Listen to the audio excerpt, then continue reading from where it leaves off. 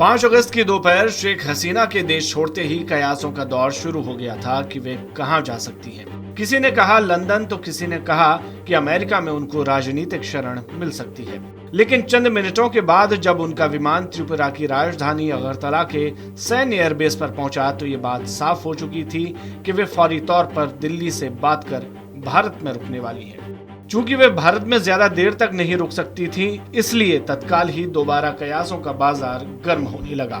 लेकिन 3 दिन बीत जाने के बावजूद शेख हसीना दिल्ली में ही हैं और अपने लिए राजनीतिक शरण का इंतजाम करने में लगी हैं। पिछले 3 दिनों में जिन देशों से उन्होंने संपर्क साधा, उन सभी देशों से उन्हें सिर्फ निराशा ही हाथ लगी।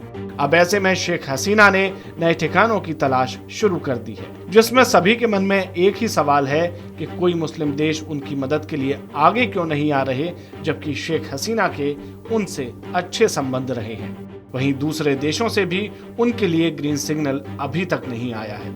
इन देशों में रूस, बेलारूस, कतर, यूएई, फिनलैंड और ब्रिटेन जैसे देश शामिल हैं।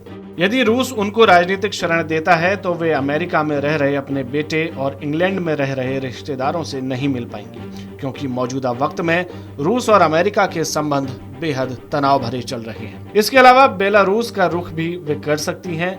उनका भतीजा भी इस वक्त बेलारूस में ही है, तो उन्हें कुछ सपोर्ट भी मिल सकता है। वहीं बांग्लादेश की प्रधानमंत्री रहते वक्त शेख हसीना के कतर से भी अच्छे संबंध रहे हैं। कतर पहले भी कई देशों के नेताओं को राजनीतिक शरण दे चुका है और चूंकि वह उनके लिए एक सेफ प्लेस भी है, तो उन्हें शरण लेने में आसानी भी होगी। साथ ही कतर मिडिल ईस्ट का एक देश है जो बांग्लादेश से भी नजदीक है और वहां के राजनीतिक हालातों में सलाह देता आया है। यूएई की बात करें तो राजनीतिक लोगों को शरण देने में हमेशा आगे रहने वाले देशों में रहा है। चूंकि मुस्लिम देश है तो शेख हसीना को शरण आसानी से मिल सकती है, इसलिए ये ऑप्शन भी उनके लिए फिलहाल तो खुला है। इसके अलावा फिनलैंड का भी ऑप्शन उनके पास है। उनके कई रिश्तेदार यहाँ रहते हैं और फिनलैंड पर अमेरिका या दूसरे पश्चिमी देशों का कोई बैन नहीं है, तो वे अपने बेटे से भी आसानी से मिल सकेंगे। ब्रिटेन में शरण लेने के उनके सबसे ज्यादा चांसेस थे, लेकिन ब्रिटेन पहले ही उन्हें राजनीतिक शरण देने से मना कर चुका है।